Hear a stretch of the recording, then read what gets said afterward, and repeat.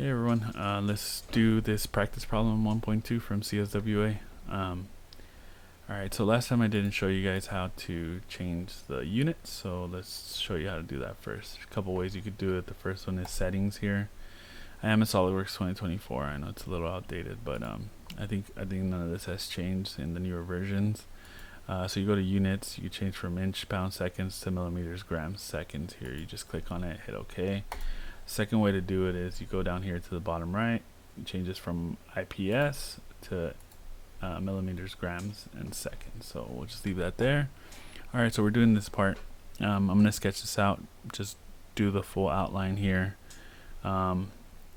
So things to keep in mind is that this is perpendicular to this line is perpendicular to here, this line is perpendicular to that one, this one's also perpendicular to that one, and this one is perpendicular to that one.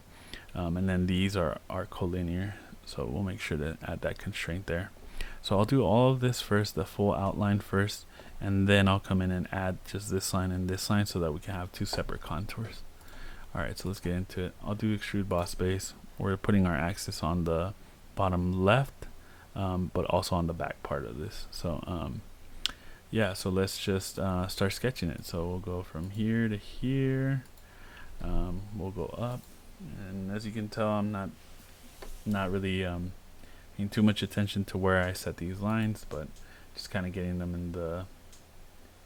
in just a general area where they're gonna land. So again, this is all like perpendicular lines to each other, so that's all following each other. Go right here, go down, go out, go down, go out, and then meet back down here. Alright, so let's start smart dimensioning in this. So this is 78. I'm gonna add this one just because it's right here. This one will be this 5 number right here, so 5 millimeters. And then I'll start dimensioning this one, which this will be this dimension, which is 16. And then I'll dimension this one to here, which will be 18. And then I'll dimension from here to this top part, which is this dimension here, this one to here, which is from here to this top portion right here. That'll be 58. Okay, so we kind of get a generic shape. As you can tell, this is no longer in line with this one, so we'll make it that right now. So if you click on this, hit hold control, sorry, like it selected a bunch of things, so we'll select this one, control, and then click on this one, and then we're gonna make them collinear, so now they both follow each other, so that's good. And then now we're gonna add let's just add this dimension here, which is also this dimension here, which goes from here to here, so that'll be 15. Okay, and then let's start adding. So let's add this this angle that's here, that's 65. So this line, imagine this line comes all the way over here, so we just go from here to here, and this will be 65 degrees. Okay, so that looks good. Now let's add this dimension here.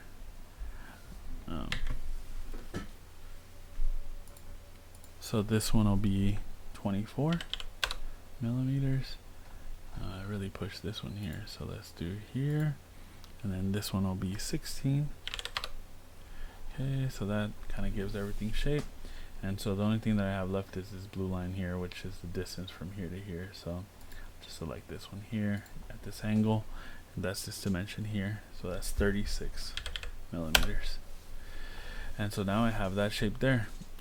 So this is kind of like the outside shape. So like I said, let's add this while we're at it too. Select another line, we'll click on this, and then we're just gonna drag this line out this way. Just put this out here in the middle of nowhere. Okay, it did it that way, which is fine. We'll just carry this one all the way up to here, and then what we want to do is dimension this, which is from here to here, and that dimension is 8. Okay, so it didn't constrain this one properly, and that's because of the way that I drew it. So let's just do it again. Let me get rid of these two. Yes, and then we're gonna click line. Again, I want this line to come out. Whoa. Alright, there we go. So, whoa, why does it keep doing that? Alright, so it's messing up, but we'll get it. Okay, I'll just draw a line from here to here.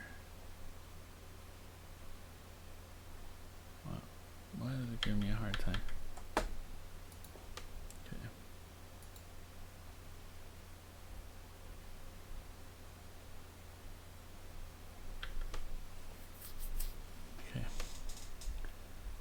That's fine. I'll show you a different way. Just throw a line from here to here. Okay. It's just a random line. What I'm gonna do is I'm gonna extend this dimension, so we can instead of trim entities, we can extend entities, and we're gonna extend this one. So you just hover over it, click on it, brings it right up to this one. Now I want to trim that little edge that's right there. We can leave this trim, leave it on power trim. Get rid of this thing right here. Now smart dimension it from here to here, and that'll be 8. Wow, how did this get all out of hand here? What did I do here?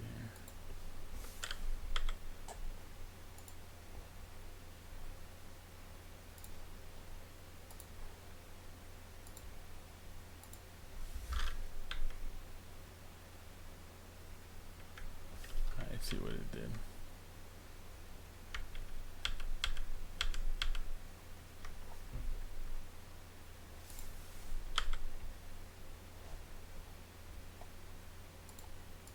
Okay, let's try this then. Let's just extend this entity. That really messes things up though.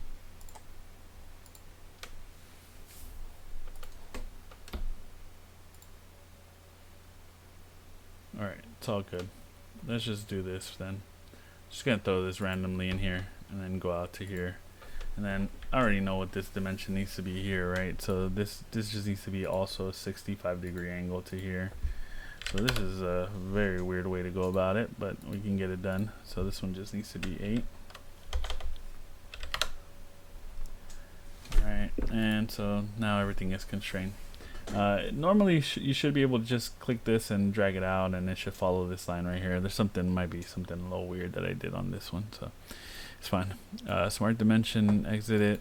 Alright, now we're gonna do extrude. We'll select this this bottom part first. That is a total of 28 millimeters, so 28. Then we'll check mark that. I showed you a different way through the tree to select this other sketch once you've selected extruded boss base. Another way that you can do is just drop down here, click on the sketch, then hit extrude boss base. It'll automatically pull that sketch into this extrude, and then we're just going to select this little bit here. That one's supposed to be 18 millimeters, so we'll do 18, hit enter, and then hit check mark. Alright, now you have these two little round bosses on the top, so we'll do extrude boss base for that one. Select that top part so it's a plane.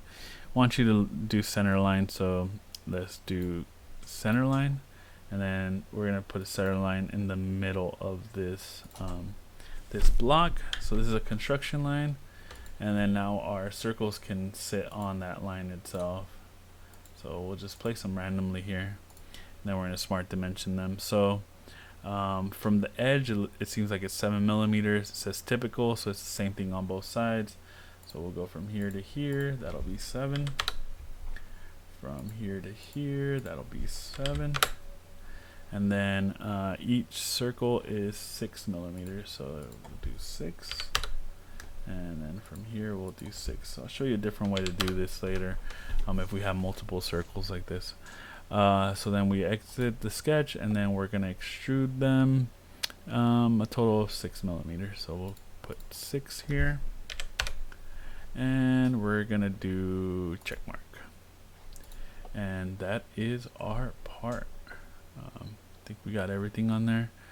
So now we can SolidWorks gives you this this volume that it should be, so you can go over to the evaluate tab, click mass properties, and then it looks like our volume is 70,039.2 cubic millimeters, so which is the same number that they have on their page.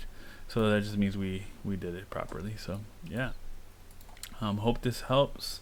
If you have another practice problem that I haven't gone into and you want me to go over it, just throw it in the comments, shoot me a message, and I'll get to it when I can.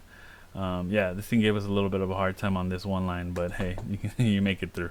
So there's multiple ways of doing this. I'm sure there's other faster ways that you could do it, but yeah, this way works too. So yeah, thanks for watching. And yeah, I'll show you. I'll come back on for problem 1.3 next.